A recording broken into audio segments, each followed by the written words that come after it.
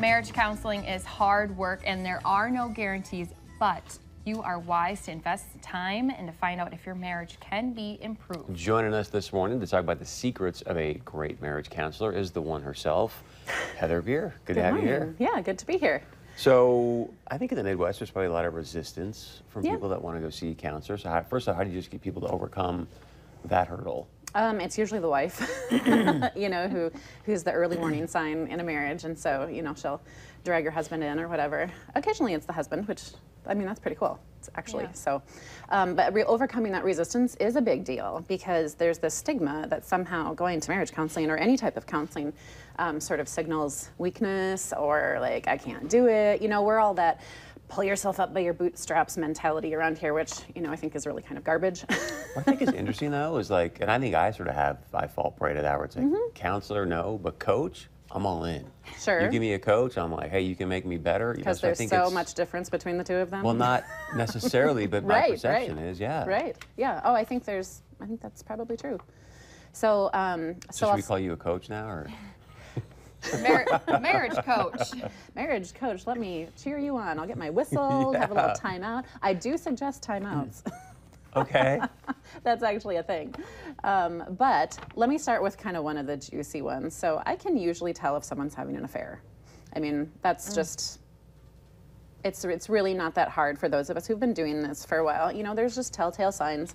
And here's the deal. If someone's having an affair, we can't do marriage counseling until it's over and done with and all ties are cut. So, that's not going to be productive. That's just a general rule of marriage counseling, is that we just can't.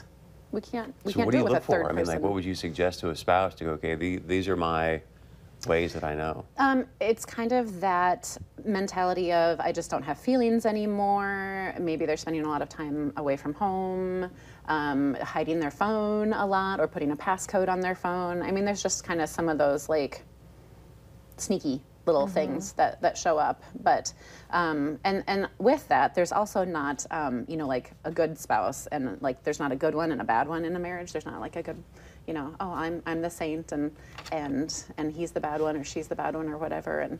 And so like we know that stuff. We're not going to, fall, I guess, for that. So another one is, I really like it when you come in before the problems start.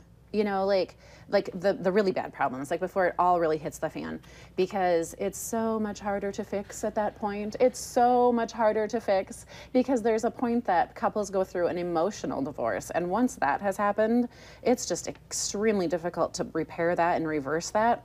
So if you're struggling, I just say, please, please, please come in earlier, come in sooner rather than later, get some help. Even if it's not a counselor, go see a coach, go see a pastor, go see a, somebody.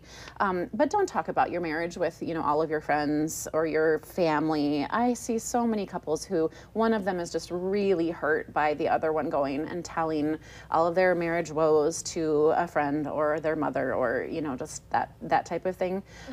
So keeping it, of course you need a person to talk to, and maybe it's like your best friend or something that you can trust to not divulge things and to not make the other person feel bad.